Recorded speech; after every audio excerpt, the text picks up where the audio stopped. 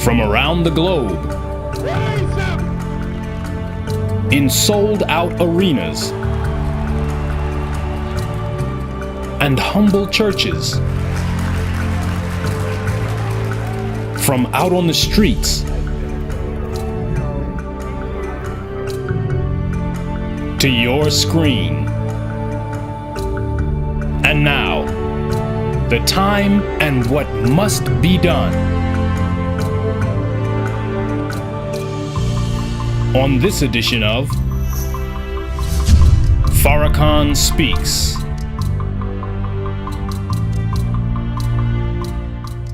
Greetings to you. I am Minister Louis Farrakhan, National Representative of the Honorable Elijah Muhammad, that great preacher of freedom, justice, and equality to the black man and woman of America and the Western Hemisphere, and to the aboriginal people of the earth, the eternal leader of the Nation of Islam, and a warner to the government and people of the United States of America, and a warner to the nations of the earth. Continuing with our discussion on this shadow government that keeps critical information away from elected presidents, there have been several American presidents who have commented on this secret shadow government. According to an article by Ross Pittman posted on the website ConsciousLifeNews.com titled "Verified Warnings from Former U.S. Presidents About the Invisible Government Running the United States with No Allegiance to the People," he identifies certain presidents who mentioned the shadow government.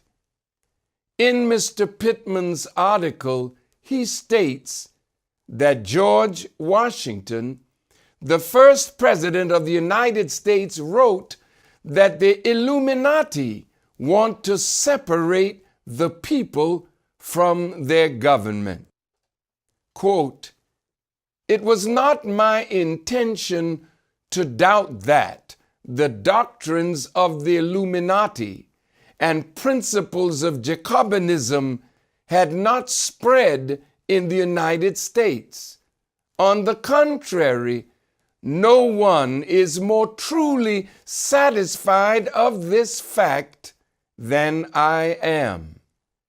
The idea that I meant to convey was that I did not believe that the lodges of Freemasons in this country had, as societies, endeavored to propagate the diabolical tenets of the first, or Illuminati, or the pernicious principles of the latter, the Jacobins, if they are susceptible of separation, that individuals of them may actually have a separation of the people from their government in view is too evident to be questioned."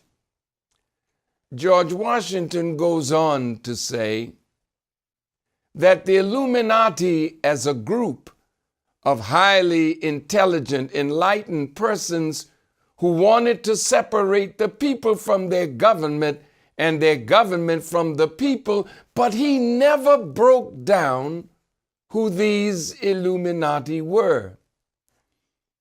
According to Wikipedia, Vernon Stauffer, who wrote a dissertation entitled "New England and the Bavarian Illuminati," published by New York Columbia University Press in 1918, indicates that Bavarian philosopher Adam Weishaupt is credited as the founder of the Bavarian Illuminati May 1st, 1776.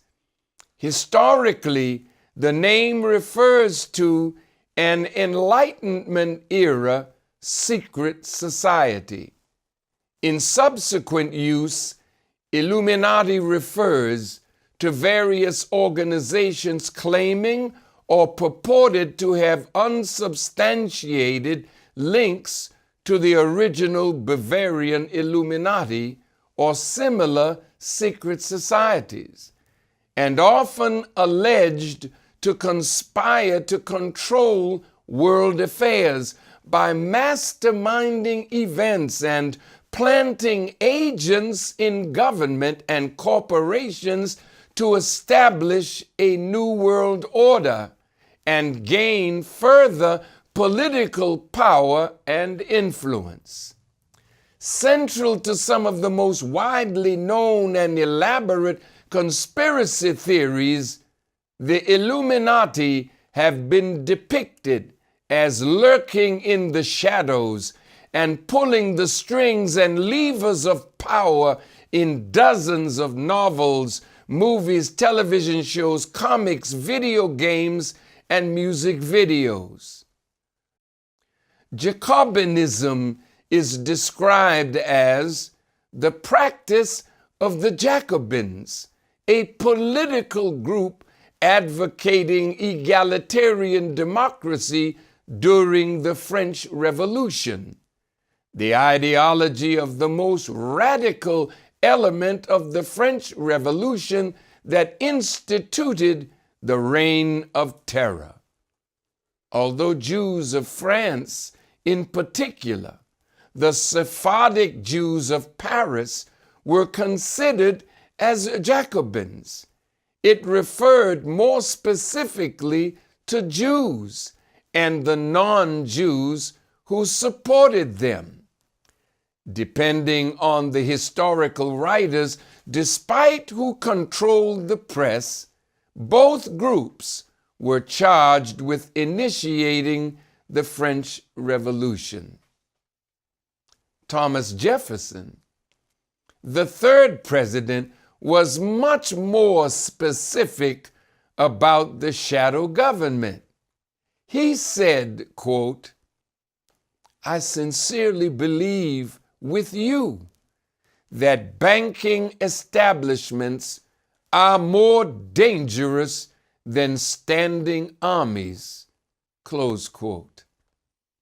John C. Calhoun, Vice President of the United States under the 7th President Andrew Jackson, said, "A power has risen up in the government greater than the people themselves, consisting of many and various and powerful interests combined into one mass and held together by the cohesive power of the vast surplus in the banks. This mighty combination will be opposed to any change, and it is to be feared. Such is its influence, no measure to which it is opposed can become a law, however expedient and necessary, and that the public money will remain in their possession, to be disposed of not as the public interest, but as theirs may dictate.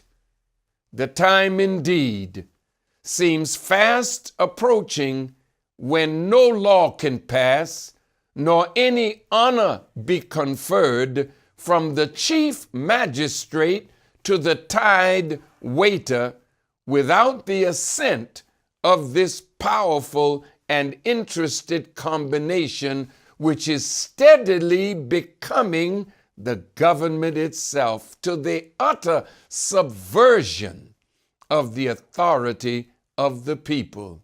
Nay, I fear we are in the midst of it, and I look with anxiety to the fate of this measure as the test whether we are or not. Theodore Roosevelt, the 26th President of the United States, said, quote, behind the ostensible government sits enthroned an invisible government, owing no allegiance and acknowledging no responsibility to the people. To destroy this invisible government, to befoul the unholy alliance between corrupt business and corrupt politics, is the first task of the statesmanship of the day. Close quote. Woodrow Wilson, the 28th President of the United States, said, quote, "A great industrial nation is controlled by its system of credit. Our system of credit is privately concentrated. The growth of the nation, therefore, and all our activities are in the hands of a few men. We have come to be one of the worst ruled, one of the most completely controlled and dominated governments in the civilized world. No longer a government by free opinion, no longer a government by conviction and the vote of the majority, but a government by the opinion and the duress of small groups of dominant men." Since I entered politics, I have chiefly had men's views confided to me privately. Some of the biggest men in the United States in the field of commerce and manufacture are afraid of somebody, are afraid of something. They know that there's a power somewhere so organized, so subtle, so watchful, so interlocked, so complete, so pervasive that they had better not speak above their breath when they speak in condemnation of it. By the way, this was said in the early 1900s when a small group of Jews and some Gentiles on Jekyll Island off the coast of Georgia conspired to take over the printing of money and banknotes for America. And this was done December 23rd, 1913. That is when the bankers of Europe took over the banking institution of America called the Federal Reserve. Franklin Delano Roosevelt, the 32nd President of the United States, said about this shadow government, quote, "The real truth of the matter is, as you and I know, that a financial element in the large centers has owned the government ever since the days of Andrew Jackson." Close quote. John F. Kennedy, the 35th President of the United States, warning of the shadow government, said, quote, "The very word secrecy is repugnant in a free and open society, and we are, as a people, inherently and historically opposed to secret societies, to secret oaths, and to secret proceedings. Our way of life is under attack. Those who make themselves our enemy are advancing around the globe. No war ever posed a greater threat to our security.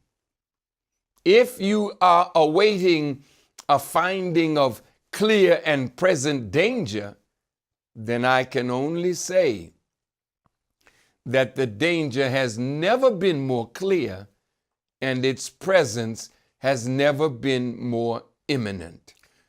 For we are opposed around the world by a monolithic and ruthless conspiracy that relies primarily on covert means for expanding its sphere of influence, on infiltration instead of invasion, on subversion instead of elections, on intimidation instead of free choice, on guerrillas by night instead of armies by day. It is a system which has conscripted vast human and material resources into the building of a tightly knit, highly efficient machine that combines military, diplomatic, intelligence, economic, scientific, and political operations. Its preparations are concealed, not published.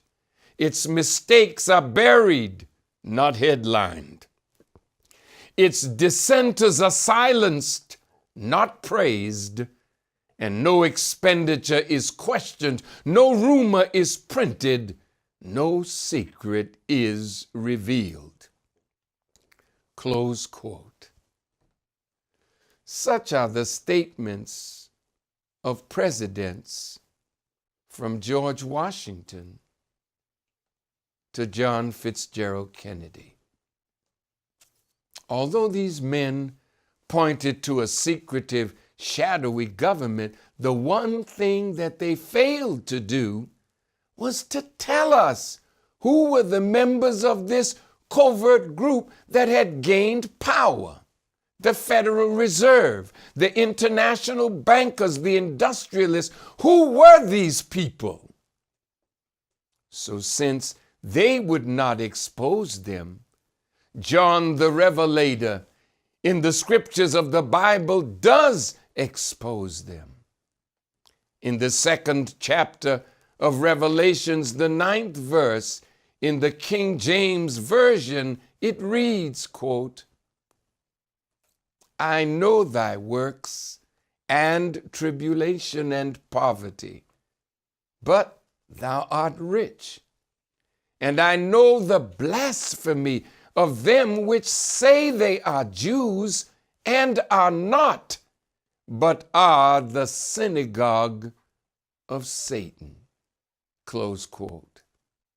And I respectfully say that any person who calls himself or herself a Jew and agrees with those who claim to be Jews, who are going against the teachings that Almighty God sent down to them through the prophets, they are not Jews, and their claiming to be Jews is blasphemy. But you claim to have a covenant relationship with the God of righteousness.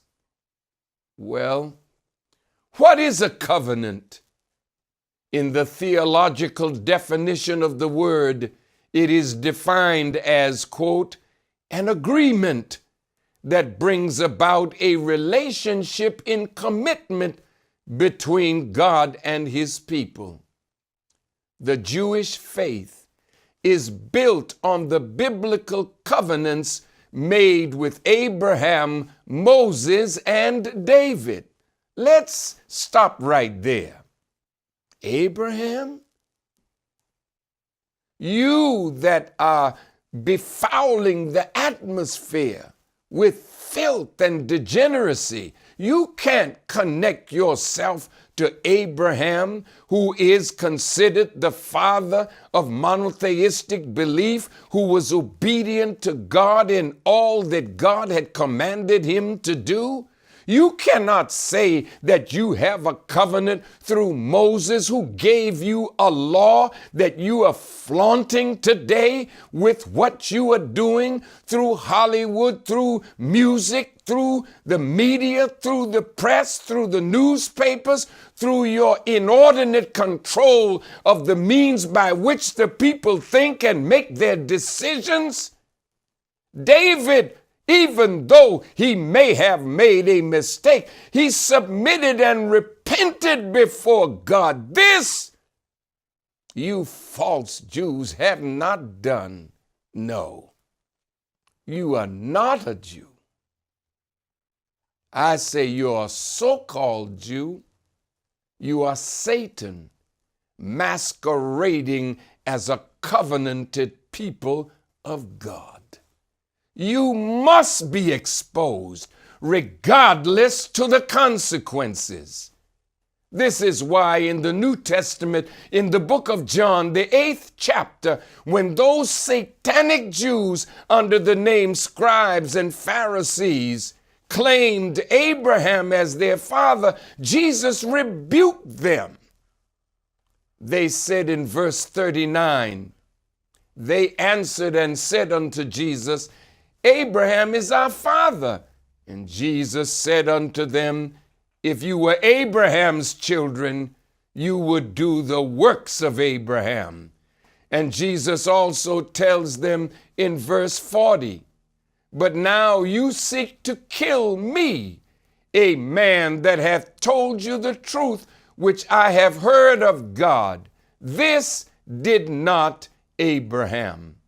Jesus tells them they do the deeds of their father. And then these satanic Jews claim God as their father in verse 41. And Jesus answered, you do the deeds of your father. Then said they to him, we be not born of fornication. We have one Father, even God. And Jesus responds in verses 42 to 44. He said unto them, if God were your father, you would love me, for I proceeded forth and came from God. Neither came I of myself, but he sent me. Why do you not understand my speech, even because you cannot hear my word? You are of your father, the devil, and the lusts of your father you shall do. He was a murderer from the beginning, and abode not in the truth, because there is no truth in him. When he speaketh a lie, he speaketh of his own, for he's a liar and the father of it. As I have said in my Savior's Day message in February 2012, the synagogue of Satan is not just composed of so-called Jews, it's composed of people of like minds that are under their influence. They have broken their covenant with God and are no longer the people of God, except that they are the people of the God of this world, which is Satan himself. They certainly are not the people of the God of righteousness. So you weak people, you weak preachers, you weak government officials who refuse to say that it is the synagogue of Satan, so-called Jews, in their blasphemy, to say that they have a covenant relationship with God, when it is the very thing that they are promoting that's bringing the moral standard of America down into the mud. And this is why the scriptures say that we have to put on the whole armor of God, as I said in episode 56 of The Time and What Must Be Done. Why would we need the whole armor of God? It's because we can't stand unless we know that the man of sin has been revealed, the son of perdition, who's leading America to ruin. And you all are witnessing the ruin of this nation, and you are too weak to speak the truth. that reveals this man of sin, this son of perdition.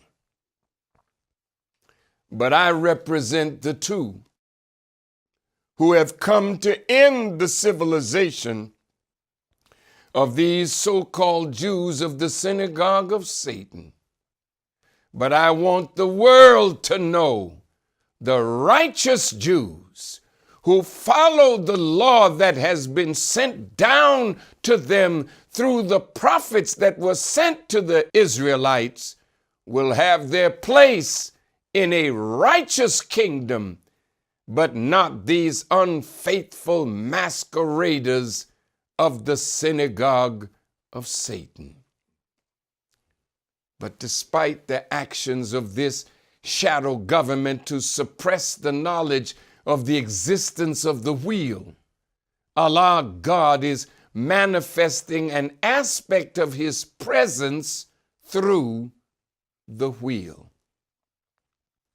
On pages 383 and 384 of Above Top Secret, the Worldwide UFO Cover-Up, author Timothy Good discusses a report of astronauts on Apollo 11 encountering UFOs on the moon.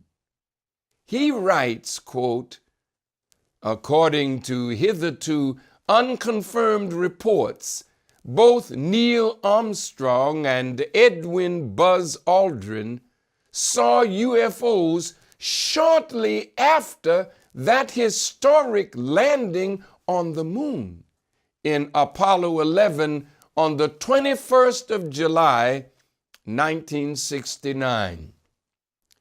According to former NASA employee Otto Binder, unnamed radio hams with their own VHF receiving facilities that bypassed NASA's broadcasting outlets picked up the following exchange. Mission Control, what's there? Mission Control calling Apollo 11. Apollo 11, these babies are huge, sir. Enormous. Oh, God, you wouldn't believe it. I'm telling you, there are other spacecraft out there lined up on the far side of the crater edge. They're on the moon watching us. The story has been relegated to the world of science fiction since it first appeared. But in 1979, Maurice Chatelain, former chief of NASA communications specialists and one of the scientists who conceived and designed the Apollo spacecraft, confirmed that Armstrong had indeed reported seeing two UFOs on the rim of a crater. The encounter was common knowledge in NASA, he revealed, but nobody has talked about it until now. Close quote. During the citizens' hearing on disclosure in Washington, D.C., there was a presentation of a video interview of March the 5th, 2013, of an anonymous military U.S. Army soldier who later began working for the CIA. This interview shows this person speaking on President Eisenhower threatening to invade Area 51. Let's take a look at a video excerpt of that interview. Yes, well, as we get older and older, I'm 77 right now. You can't live forever, you know. So if this procedure I'm going to have to clean the blood doesn't work, then I've got probably a few more months to make it before my kidneys shut down, you know. So that's kind of why I'm kind of going along with the interview at this time.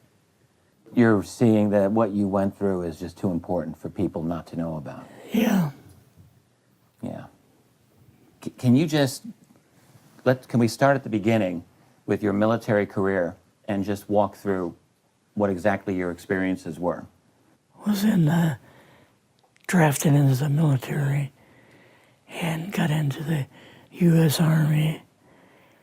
After that, I was sent to the Signal Training Center in eastern United States. What year would this be? 58. I went through the signal training course.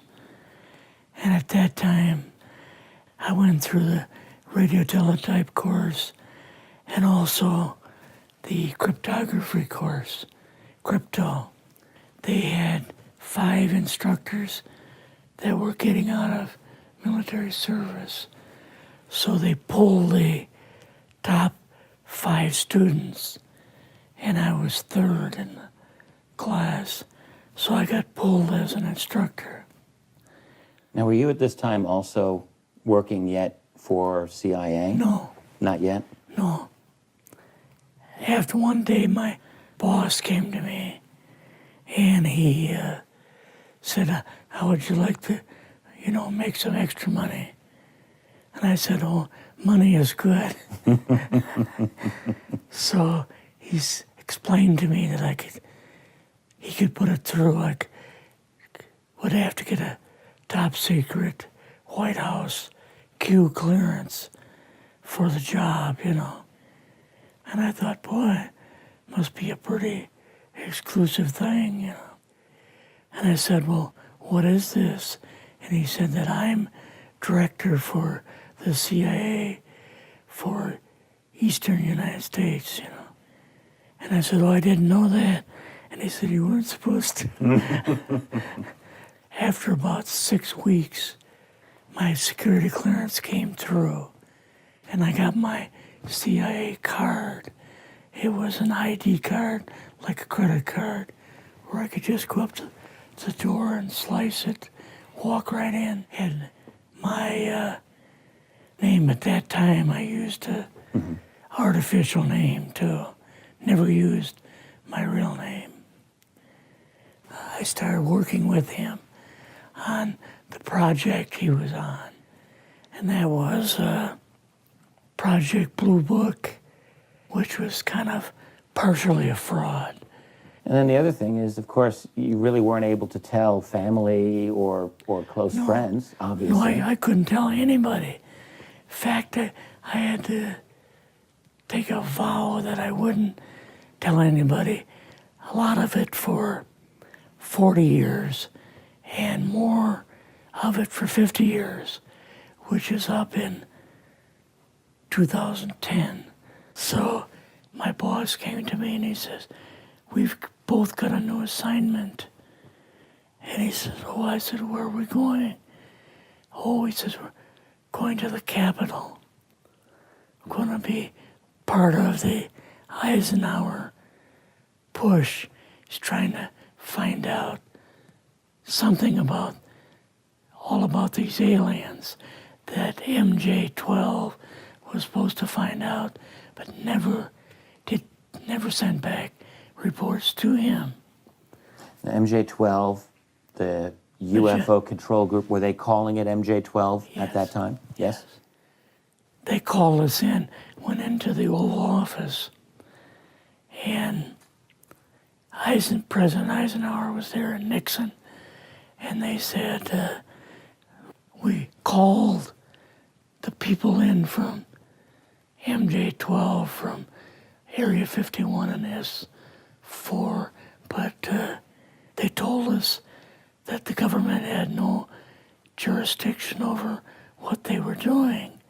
So being a past general, you didn't tell them to go to hell without any real good reason, Mm-hmm.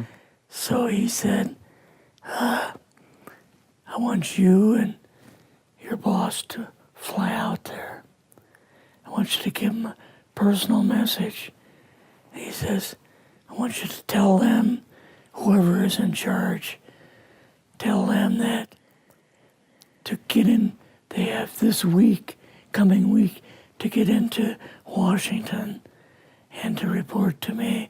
And if they don't, I'm going to get the First Army from Colorado and we're going to go over.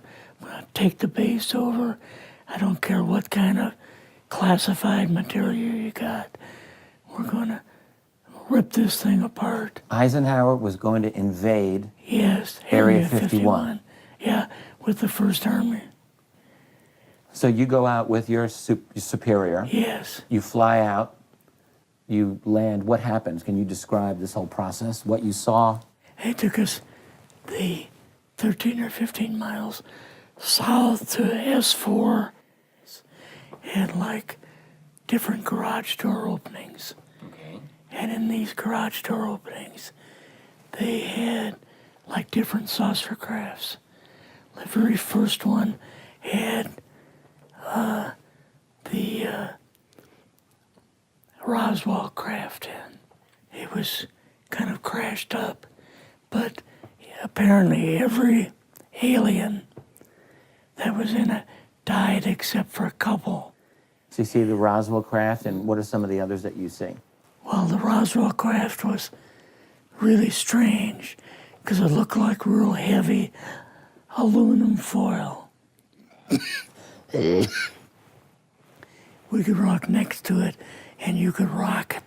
The whole thing probably weighed 150, 300 pounds.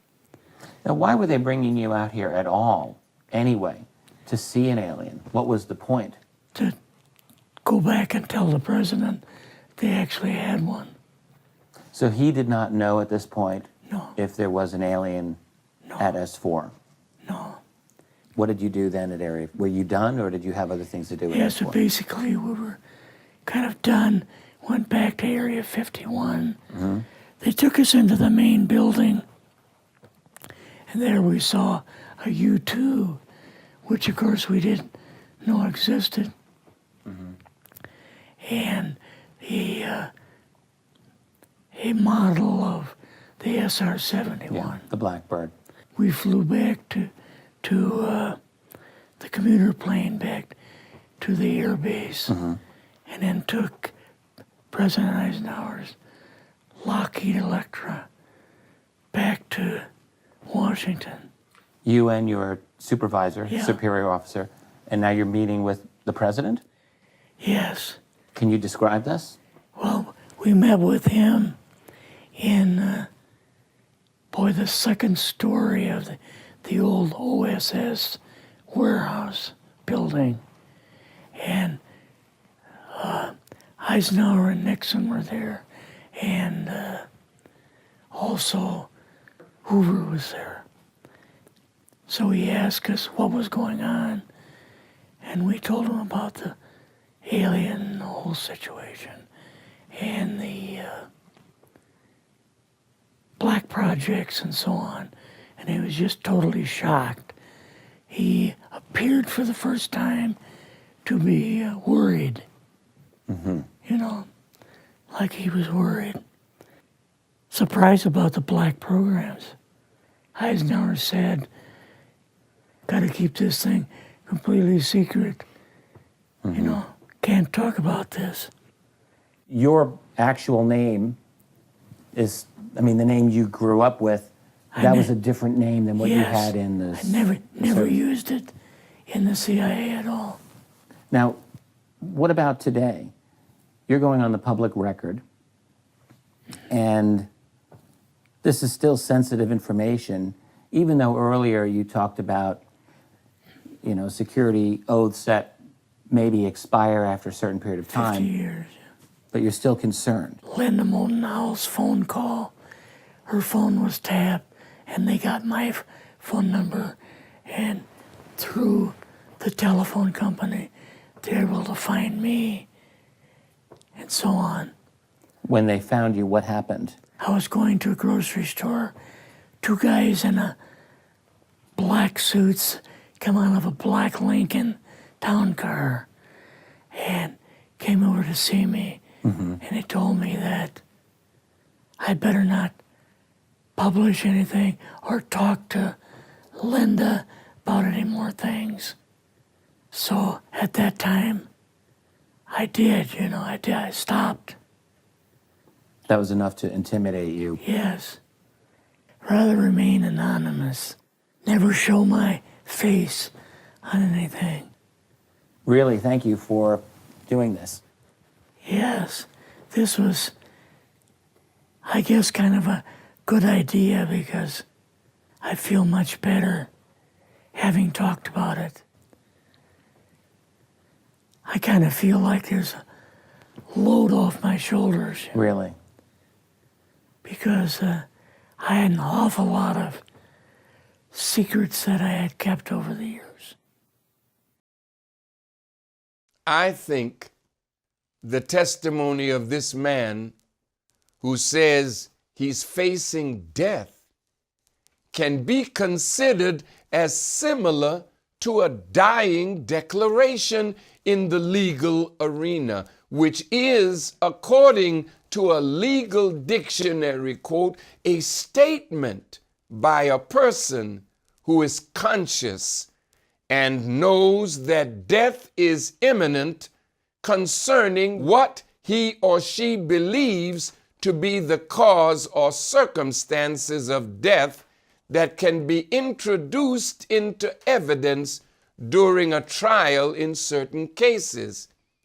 A dying declaration is considered credible and trustworthy evidence based upon the general belief that most people who know that they are about to die do not lie.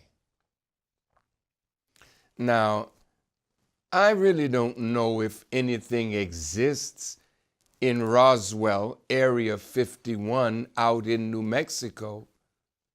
But if something is there, they are saying that certain wheels crashed.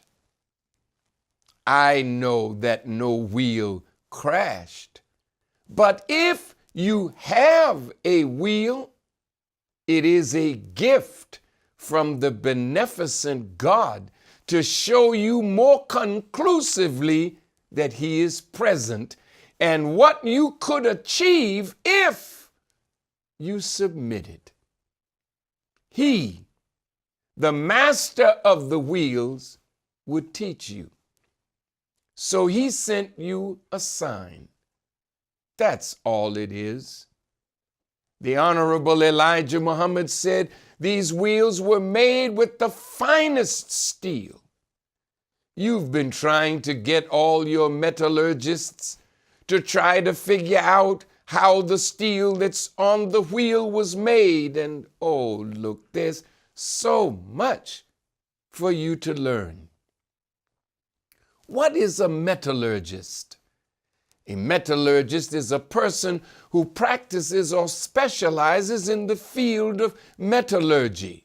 Metallurgy is the technique or science of working or heating metals so as to give them certain desired properties. It's the technique or science of making and compounding alloys. It's the technique or science of separating metals from their ores. A declassified FBI document dated March 22, 1950, from the special agent in charge in Washington, D.C., Guy Hottel, to the FBI director, J. Edgar Hoover, concerning the Roswell incident. It reads, subject, flying saucers, information concerning these flying saucers. The following information was furnished to a special agent whose name was redacted.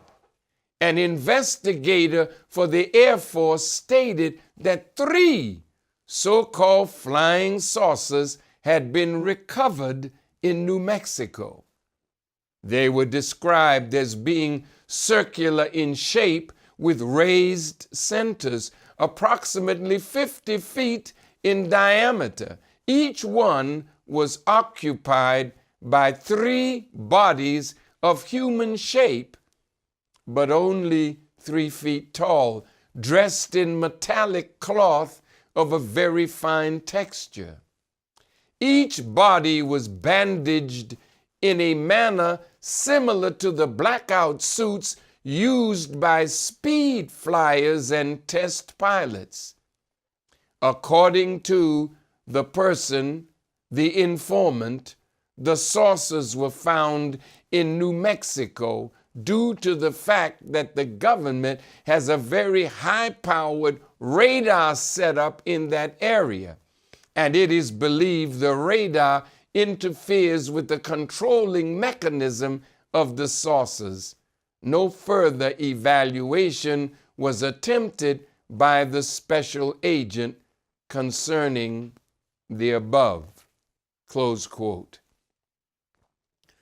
The man in this memo is describing 3 discs, circular in shape with raised centers approximately 50 feet in diameter. He didn't say they look crashed up. The Most Honorable Elijah Muhammad stated in an article he wrote, quote, "You may wish, Mr. Enemy, that you could get a shot at the wheel with your jet planes and other military weapons. But you should just go home and go to sleep. No one can harm this plane, the wheel. They're going to fix you up first before the wheel ever comes into sight. You cannot live on the moon only just so long as your oxygen and hydrogen last you.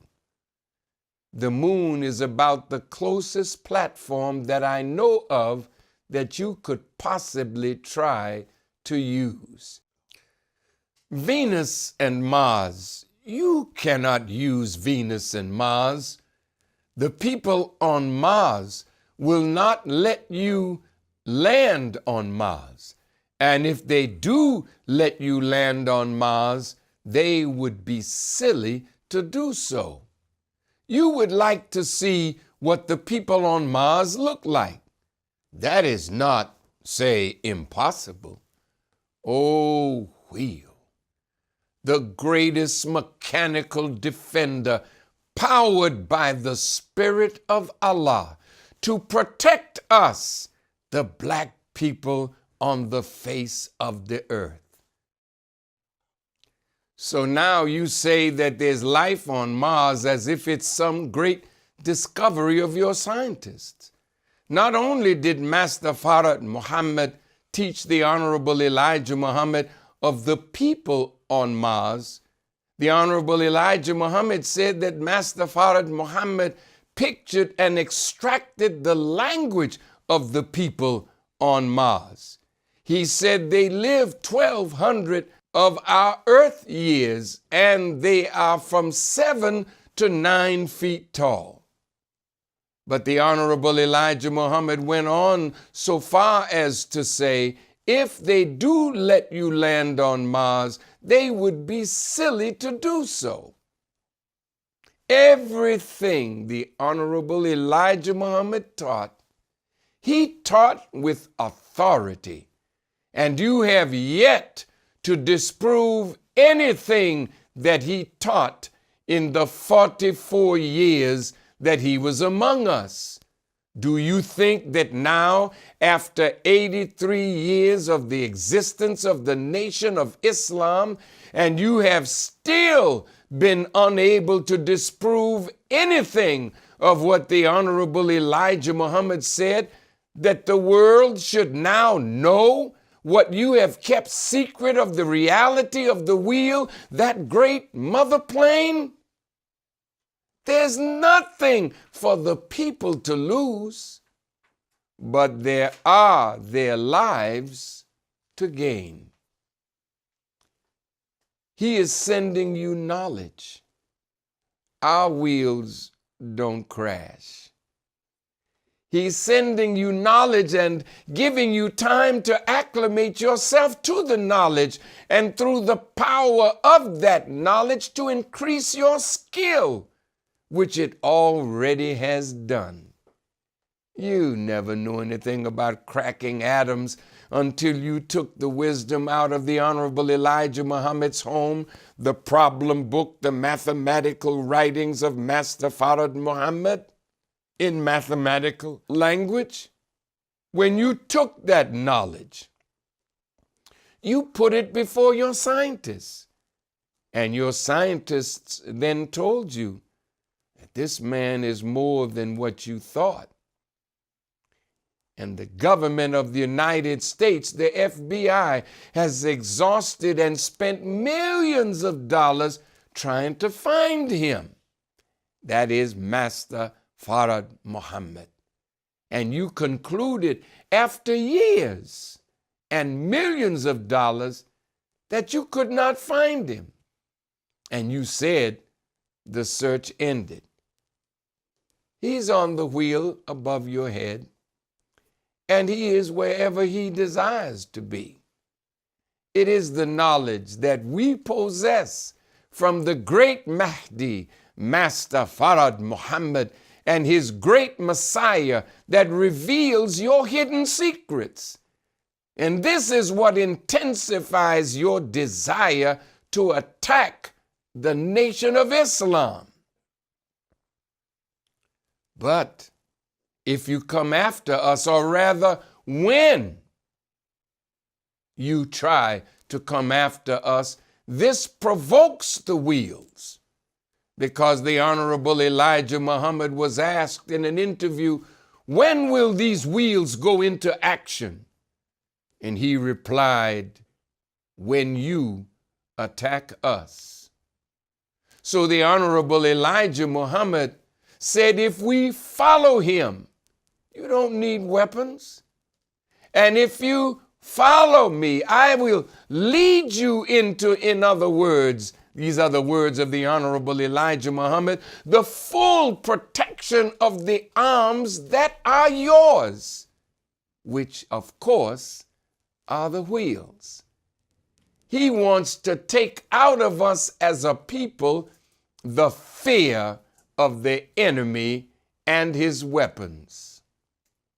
So it's necessary for us to say to America, Russia, China, India, Pakistan, Israel, England, and France, all of the nuclear powers, that you have absolutely nothing that can protect you or your people from the destructive power of the mother plane or that great wheel. There's nothing that you can do with the wheel because you've tried that. It can tear up your civilization with just a sound coming from the wheel. You don't have any nuclear facility that you can push a button that is not known by the scientists that are on the wheel. And while you're thinking about pushing the button, in between your finger and the button is God Himself, the Christ, the great Mahdi. It's wise for you to do like the Muslims do in their prayer service. Throw up your hands and say, Allahu Akbar, God is the greatest. And if you do that, you can save your life. The Pharaoh that was before you fought God. He thought maybe he could win, but when his army was drowning in the Red Sea, he bore witness that there is no God but Allah. So Allah saved his body for you to look at. He saved his body but killed him to give you a chance to know that what happened to Pharaoh can happen to you. You, however, having that history in front of you, can avoid that consequence and live. This is what Allah God is offering you. He's offering you your life or an extension of your time. But you have to submit. And why shouldn't you?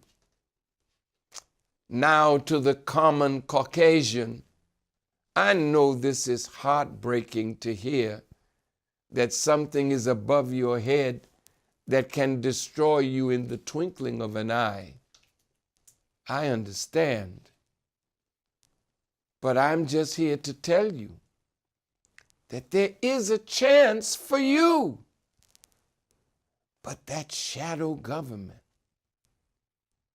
your leaders who are influenced by the synagogue of Satan, has this in their mind. If I'm going down, I'll take the whole world down with me. Wrong, Satan. You can't contend with God and win. You are going down. It is written that Allah sits in the heavens and laughs, for he will have you in derision. What is derision? Derision is a noun that means ridicule, mockery.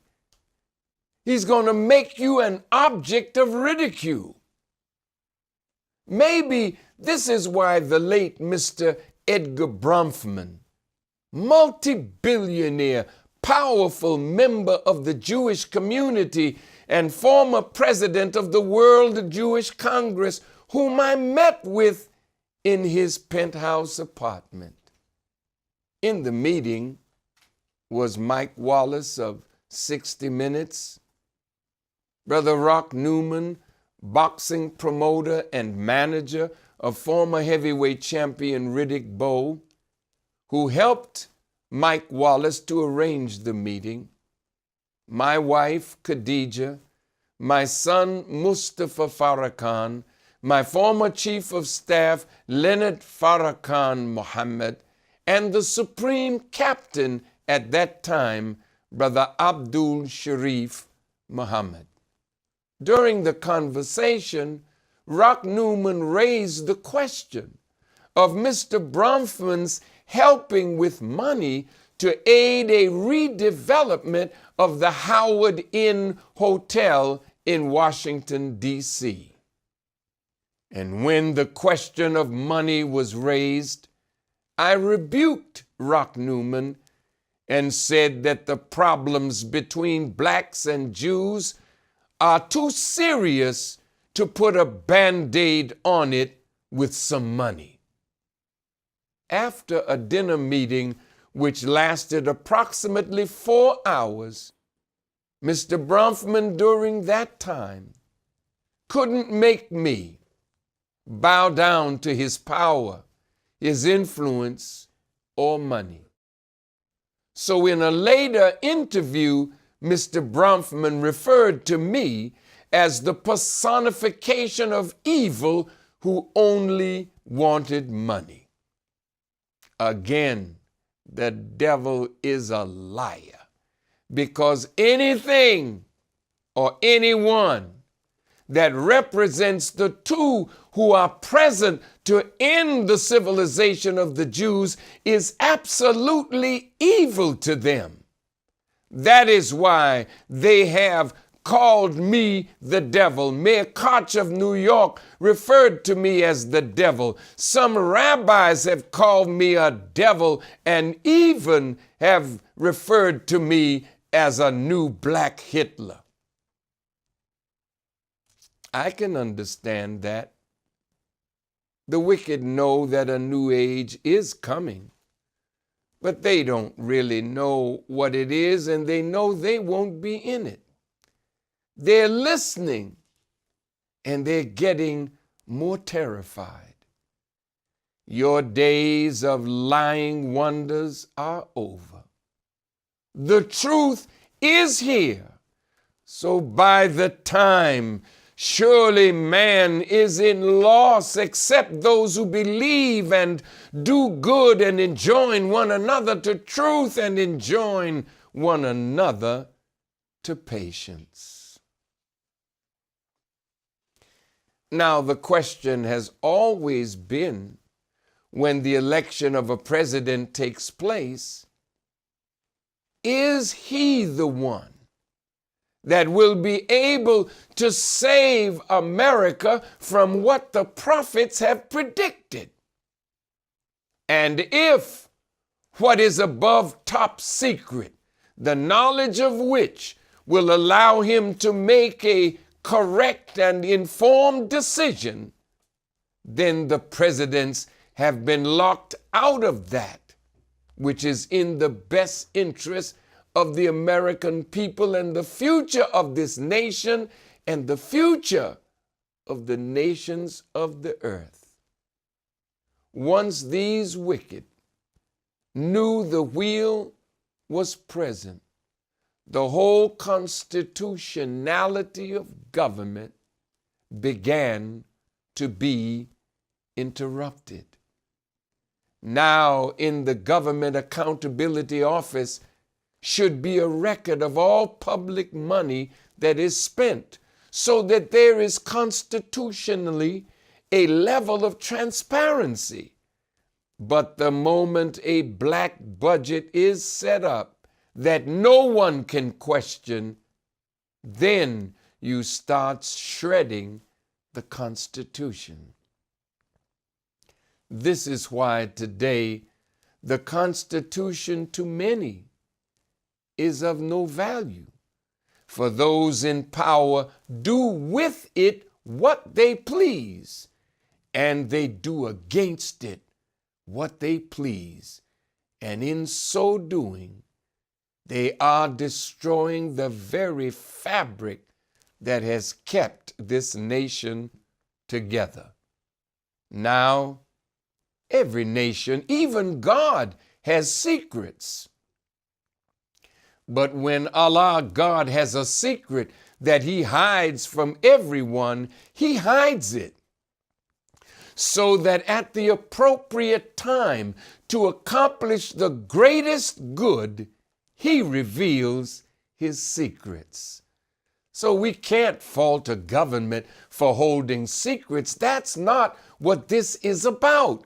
But holding secrets from the highest elected officials elected by the majority vote of the American people is disallowing that person whom the American people have elected the right to make definitive decisions for the well-being and security of the American people.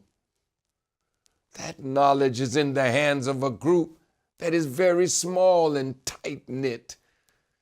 And there's a code among them. Any of them who break that secret, they are killed outright.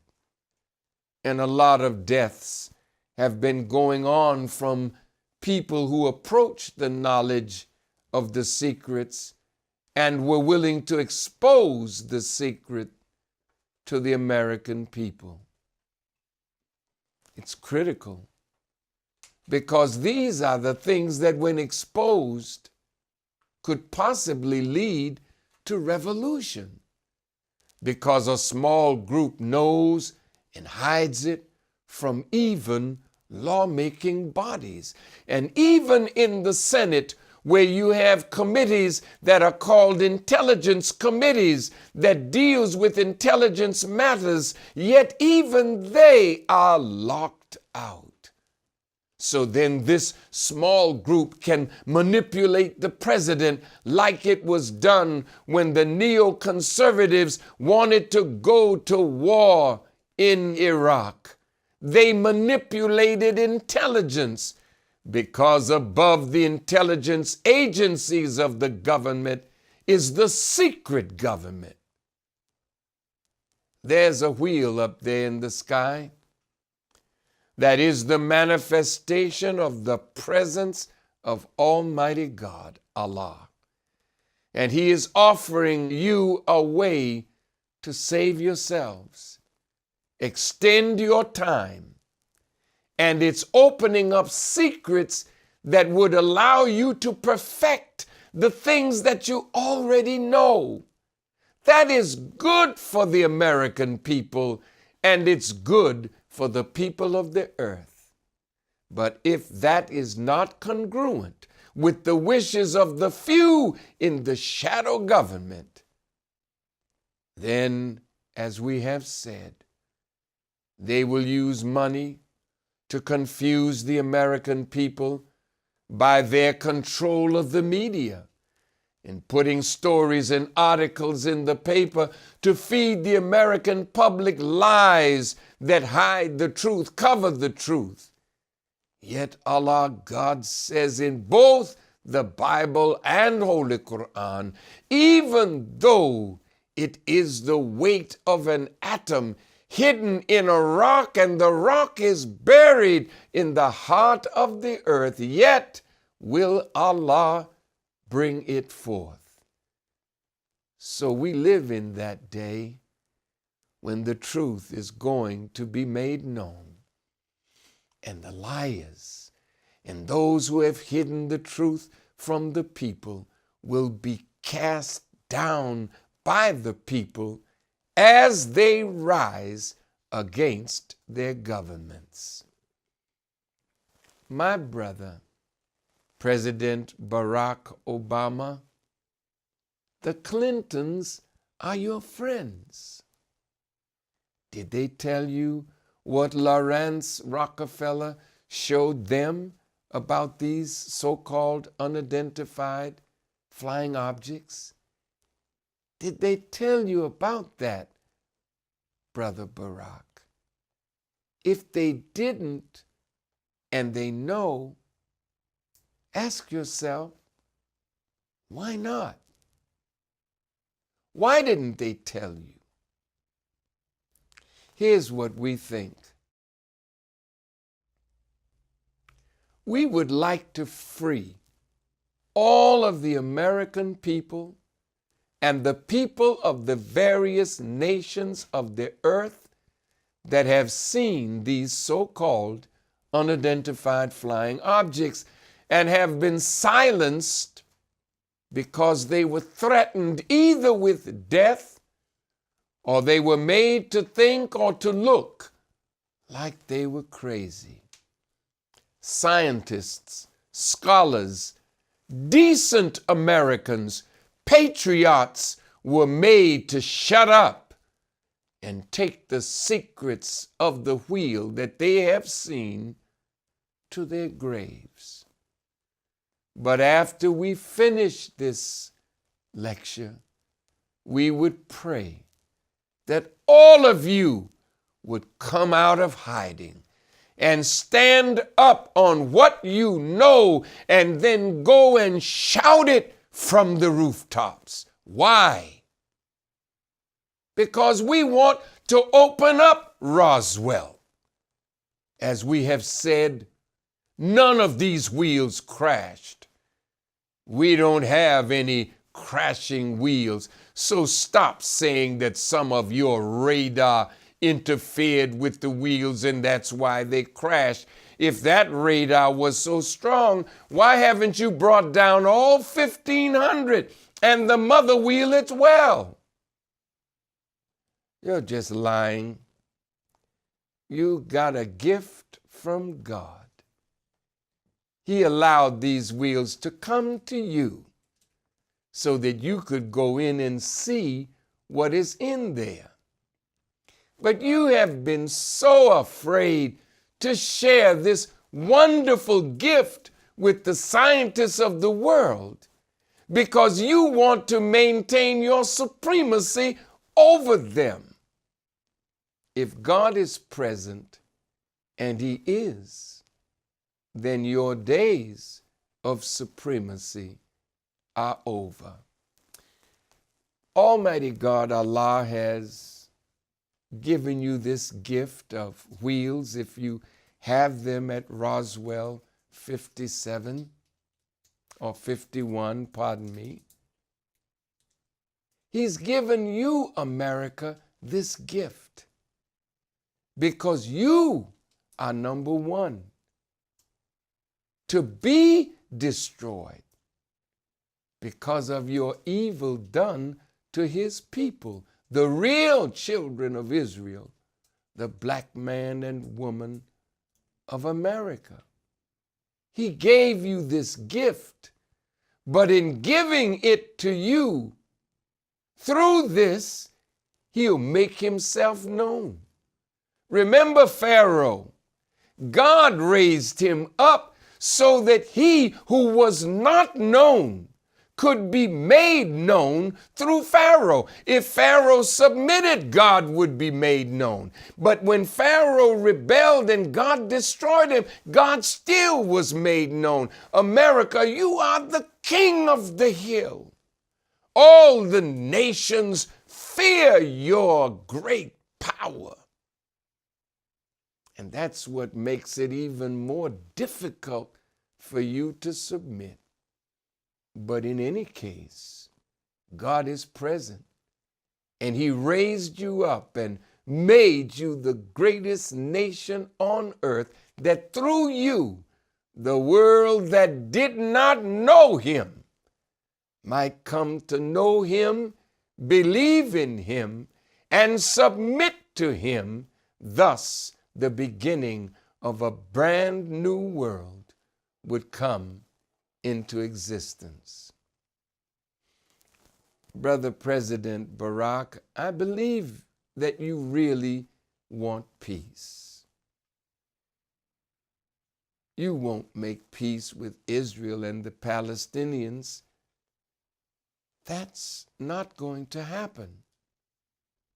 If Iran did have a nuclear bomb, you would have more of a chance of having peace, because then Israel would have to come to real terms for peace other than the terms that she offers for peace, backed by her inordinate power in that region. My dear brother Palestinians,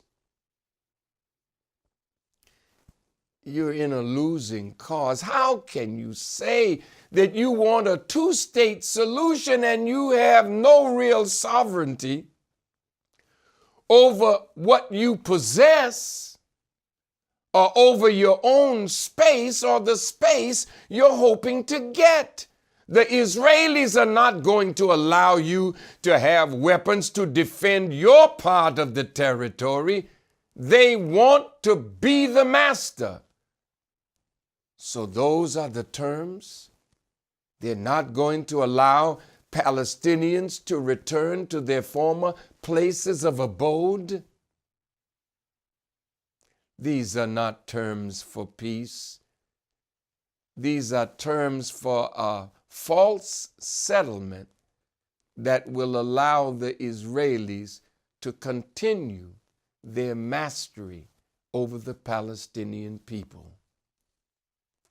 In an article from the Honorable Elijah Muhammad in the Pittsburgh Courier, in a series of articles he called The Analysis of the Wheel from the book of Ezekiel, he wrote, according to the history of the white race, they are guilty of making trouble, causing war among the people and themselves ever since they have been on our planet Earth.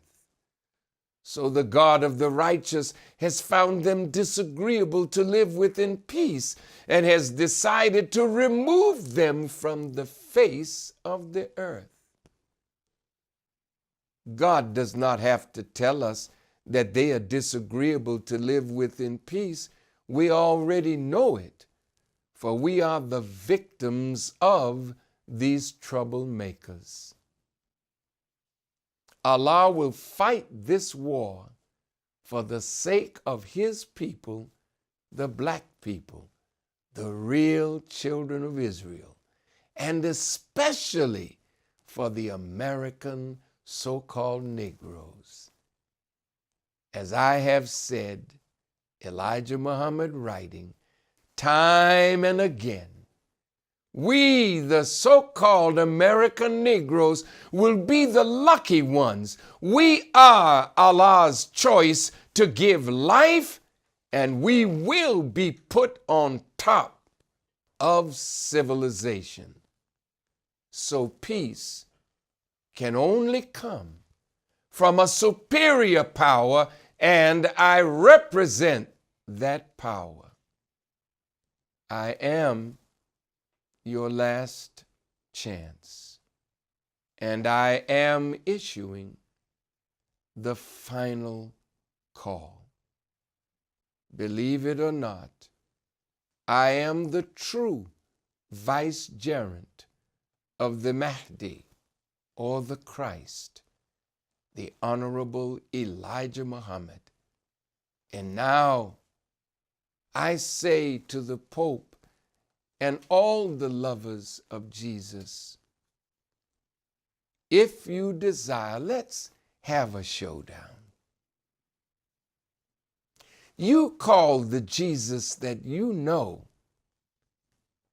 and I'll call on the Jesus that I know. And let's see which one of us really knows Jesus. Yes, there's 1,500 of these wheels. I believe in Jesus. I believe him to be the Christ. And we have all over the world a right to love Jesus. But it's better to love him with knowledge than to love him in the way that he is being represented. All of you Baal prophets and hypocrites, join all together. All of you that condemn me, see if you have the power, all of you together, to call the Christ the master of the wheel and let him bring them down, all 1,500 of them. You go ahead and try to call the wheels down. Since Jesus is up there and he's the master of that wheel. And I'll make a call to the Jesus that I know and represent. And let's see which one of us he'll answer. Remember the showdown between Elijah and the Baal prophets, and how Elijah brought down fire from heaven? Well, if we call, they'll bring down fire from heaven. Now be careful, because when the showdown came and the Baal prophets did not prevail, Elijah killed every single one of them. So please, please be careful of the evil that you are planning against us.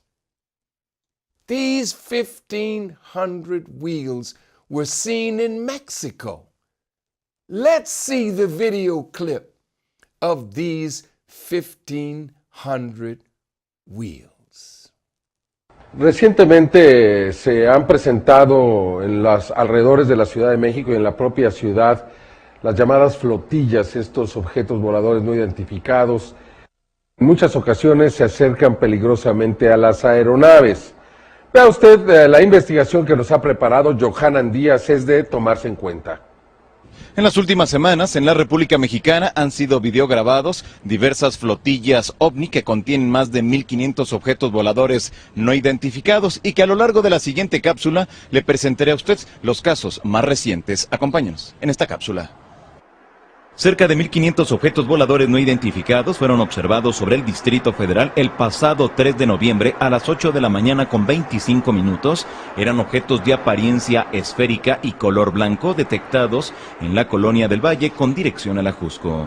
En primera instancia se observaban como una masa difusa, lo que llamó la atención del vigilante del cielo, Arturo Robles Gil, quien, en entrevista con Tercer Milenio, aseguró que inmediatamente tomó su cámara de video para grabarlos.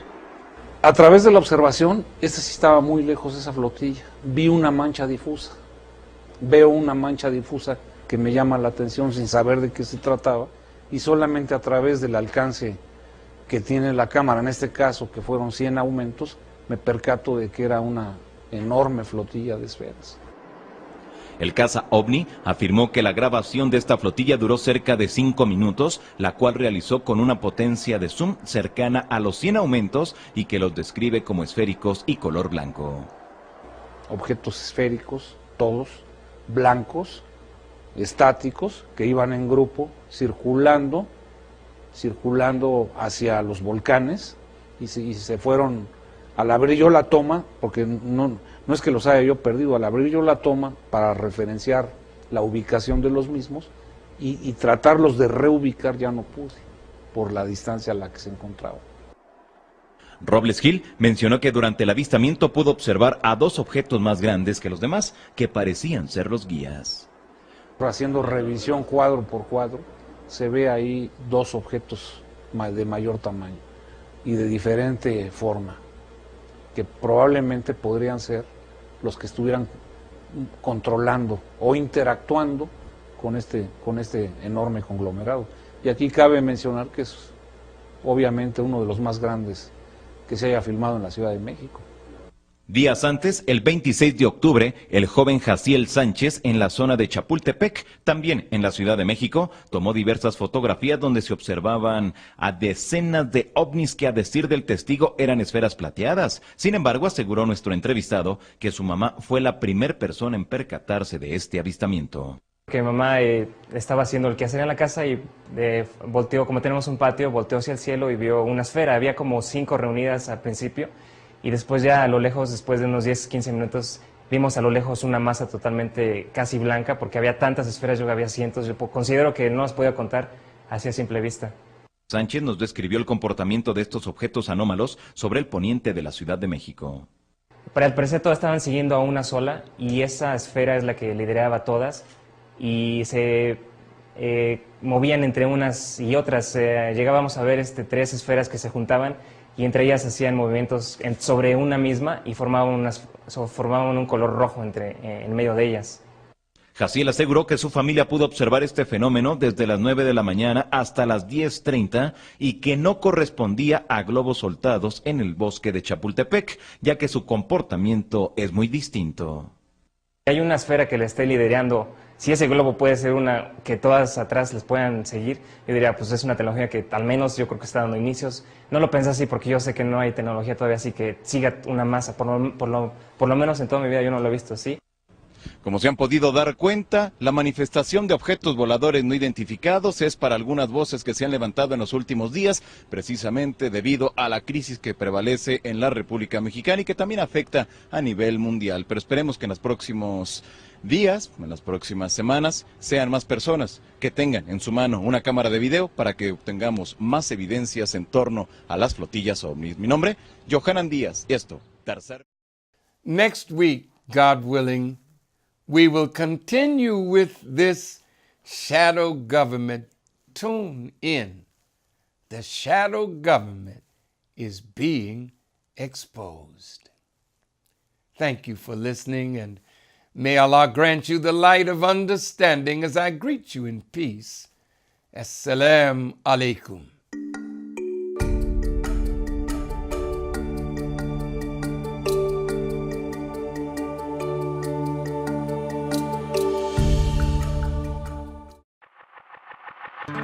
On February 24th, 2013, during his Savior's Day address, the Honorable Minister Louis Farrakhan introduced Muhammad's economic blueprint to end poverty and want. 7 days times 1 nickel a day, 35 cents a week. Do you have it? Isn't that painless? You know you don't like pain. Look at this. 52 weeks in a year, so that amounts to $18.20 per year. And if everybody in this room, everybody listening by television, everybody under the sound of my voice gave $18.20 a year, multiply that by 16 million in the working force. Now we got $291,200,000 in just 1 year. 291 million. Look at the power of pennies, nickels, and dimes if all of us did this.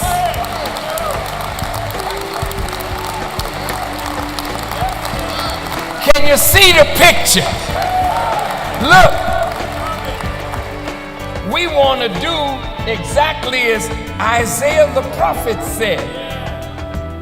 They will rebuild the ancient ruins and restore the places long devastated. They will renew the ruined cities that have been devastated for generations. With your support of Muhammad's economic blueprint, we can obtain farmland, build industry, and create jobs for our people. Through pooling our nickels, dimes, and dollars, we can rebuild the wasted cities and provide a future for our children. To support Muhammad's economic blueprint, go to economicblueprint.org and register now. Are you in agreement with what we must do to end our poverty and want by accepting a program to put our nickels, dimes, and dollars together and make them work for us as a people? How many of you are in agreement? Would you just raise your hands?